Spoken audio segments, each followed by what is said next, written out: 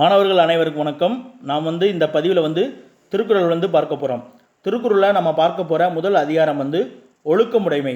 ஒழுக்கமுடைமைன்னா அதற்கான பொருள் என்ன அப்படின்னு பார்த்தீங்கன்னா, நல்ல நடத்தை உடையவராதல். இதுதான் ஒழுக்கமுடைமைக்கான பொருள். முதல் குறள் பார்த்துடலாம். ஒழுக்கம் விழுப்பம் தரலான், ஒழுக்கம் உயிரினும் ஓம்பப்படும். விழுப்பம் அப்படின்னா சிறப்பு என்று பொருள். விழுப்பம்னா சிறப்பு என்று பொருள். தரலான்னா தரக்கூடியது. அதாவது ஒழுக்கம் ஒருவருக்கு அனைத்து சிறப்புகளையும் தரக்கூடியது. அதனால் அந்த ஒழுக்கத்தை நம்ம உயிரினும் மேலானதாக காக்க வேண்டும். ஓம்பப்படும்னா காத்தல் வேண்டும்னு பொருள். அடுத்து இரண்டாவது குறள் பார்ப்போம். பரிந்தோம்பி காக்க ஒழுக்கம் தெரிந்தோம்பி தேரினும் அக்தே துணை. பரிந்து அப்படின்னா என்ன பொருள் அப்படின்னு பார்த்தீங்கன்னா, பரிந்து அப்படின்னா விரும்பி அப்படின்னு அர்த்தம். சரிங்களா? அதாவது ஒழுக்கத்தை நாம் எப்படி காக்க வேண்டும் அப்படின்னா விரும்பி காக்கணுமா. ஏன் அப்படின்னு பார்த்தீங்கன்னா, அதற்கு அடுத்து சொல்லிக்காங்க பாருங்களேன். தெரிந்தோம்பி தேரினும் அக்தே துணை. தேரினும் அப்படின்னா ஆராய்ந்து பார்த்தாலும் அப்படின்னு பொருள். அதாவது எந்த முறையில் ஆராய்ந்து பார்த்தாலும் ஒழுக்கமே ஒருவருக்கு நல்ல துணையாகும். அக்தே அப்படின்னு இந்த இடத்துல எதை குறிப்பிட்றாங்க அப்படின்னு பார்த்தீங்கன்னா, ஒழுக்கத்தை தான் குறிப்பிட்றாங்க. எந்த முறையில் ஆராய்ந்து பார்த்தாலும் ஒழுக்கமே ஒருவருக்கு நல்ல துணையாகும்.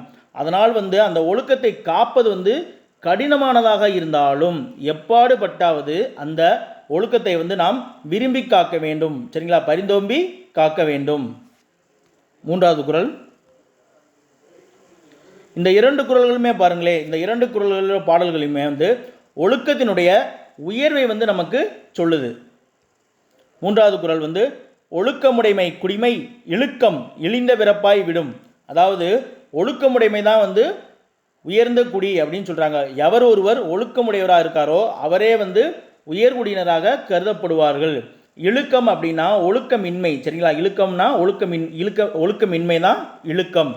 அந்த ஒழுக்கம் இல்லாதவர் இழிகுடியினர் ஆவார் அப்படின்னு வள்ளுவர் நமக்கு சொல்கிறாரு. நான்காவது குறள் பார்ப்போம். மரப்பினும் மோத்த குழலாகும் பார்ப்பான் பிறப்பொழுக்கங் குன்ற கெடும். அதாவது என்ன சொல்கிறாரு அப்படின்னா, மரப்பினும் மோத்த குழலாகும் அப்படின்னா ஒருவன் தான் கற்ற கல்வியை மறந்துட்டா கூட அதை மீண்டும் அவனால் கற்றுக்கொள்ள முடியும். பிறப்பொழுக்கம் குன்ற கெடும் அப்படின்னா ஒருவன் ஒழுக்கம் இல்லாதவனாக இருந்தால் அவன் பிறந்த குடியினுடைய சிறப்பு அழிந்து போகும் அப்படின்னு சொல்கிறாரு. ஐந்தாவது குறள். அழுக்காருடையான்கண் ஆக்கம் போன்றில்லை ஒழுக்கம் இலான்கண் உயர்வு. மீண்டும் சொல்கிறேன். அழுக்காருடையான்கண் ஆக்கம் போன்றில்லை ஒழுக்கம் இலான்கண் உயர்வு. அழுக்காருடையான்னா நமக்கு ஏற்கனவே தெரியும், பொறாமை உடையவன். அதாவது இந்த இடத்துல ஆக்கம் அப்படிங்கிறது செல்வத்தை நமக்கு குறிக்கக்கூடியதாக இருக்குது. அழுக்காறு உடையவனிடம், அதாவது பொறாமை உடையவனிடம் செல்வமானது நிலைக்காது. அதுபோல ஒழுக்கம் யாரிடம் இருக்காது அப்படின்னா ஒழுக்கம் இல்லாதவனிடம் உயர்வு இருக்காது. ஒழுக்கம் இல்லாதவனுடன் உயர்ந்த பண்புகள் இருக்காது. ஆறாவது குறள் ஒழுக்கத்தின் ஒல்கார் உறவோர் இழுக்கத்தின் ஏதம் படுபாக்கறிந்து. இந்த இடத்துல ஒல்கார் அப்படின்னா விலக மாட்டார் அப்படின்னு பொருள். ஒல்கார்னா விலக மாட்டார், உறவோர்னா மனவலிமை உடையவர் அப்படின்னு அர்த்தம். சரி, யார் ஒல்கார் யார் மனவலிமை உடையவர் அப்படின்னு பார்த்தீங்கன்னா, இழுக்கத்தின் ஏதம் படுபாக்கறிந்து. இந்த அடிகளுக்கான பொருள் என்ன அப்படின்னு பார்த்தீங்கன்னா, இழுக்கம்னா நமக்கு தெரியும் ஒழுக்கமின்மை. அதாவது ஒழுக்கம் தவறுவதால் ஏற்படக்கூடிய குற்றங்களை தான் எழுக்கத்தின் ஏதம் படுபாக்கறிந்து அப்படின்னு சொல்கிறாங்க.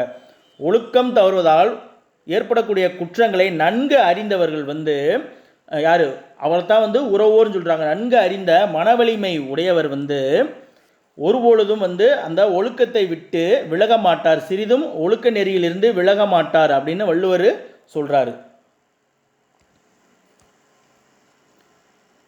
ஏழாவது குறள் பார்ப்போம். ஒழுக்கத்தின் எய்துவர் மேன்மை இழுக்கத்தின் எய்துவர் எய்தா பழி. அதாவது ஒருவர் ஒழுக்கத்தின் காரணமாக எதை எய்துவாங்க அப்படின்னு பார்த்தீங்கன்னா மேன்மையை எய்துவாங்களா. எய்துவர் அப்படின்னா அடைவார்கள் அப்படின்னு பொருள். அதாவது ஒழுக்கத்தின் காரணமாக ஒருவன் மேன்மையை அடைய முடியும். அதே போல் இழுக்கம்னா நமக்கு ஏற்கனவே தெரியும் ஒழுக்கமின்மை. அதாவது ஒழுக்கமின்மையின் காரணமாக எய்துவர் எய்தா பழி அப்படின்னா அடையக்கூடாத பழியை அவர்கள் அடைவார்களாம். இந்த 5 பாடல்களுமே ஒழுக்கத்தின் குணம், ஒழுக்கம் இன்மையால் ஏற்படக்கூடிய குற்றத்தை நமக்கு சொல்லுது. எட்டாவது குறள் பார்த்துருவோம். நன்றிக்கு வித்தாகும் நல்லொழுக்கம் தீயொழுக்கம் என்றும் இடும்பை தரும். நம்ம டிஎன்பிசியில் ஏற்கனவே இந்த கேள்வியை ஒரு முறை கேட்டிருக்காங்க. எப்படின்னா என்றும் இடும்பை தருவது எது அப்படின்னு சொல்லி கேட்டிருக்காங்க இல்லையா. இப்போ வித்து அப்படின்னா, வித்துனா விதை, நன்றிக்கு வித்தாகும் நல்லொழுக்கம் அப்படின்னா என்னன்னா, நல்லொழுக்கம் என்பது நன்மை அப்படிங்கிற விளைவை, நன்மை எனக்கூடிய விளைவை பெறக்கூடியதுக்கான ஒரு விதையாகும் அப்படின்னு சொல்றாரு. நல்ல ஒழுக்கம் நன்மை அப்படிங்கிற விளைவை பெறுவதற்கான ஒரு விதை. தீயொழுக்கம் என்ன அப்படின்னு பார்த்தீங்கன்னா, தீயொழுக்கம் நமக்கு எப்பொழுதுமே துன்பத்தை விளைவை தருவதாக இருக்கும். சரிங்களா, துன்பத்தையே விளைவாக தருமா.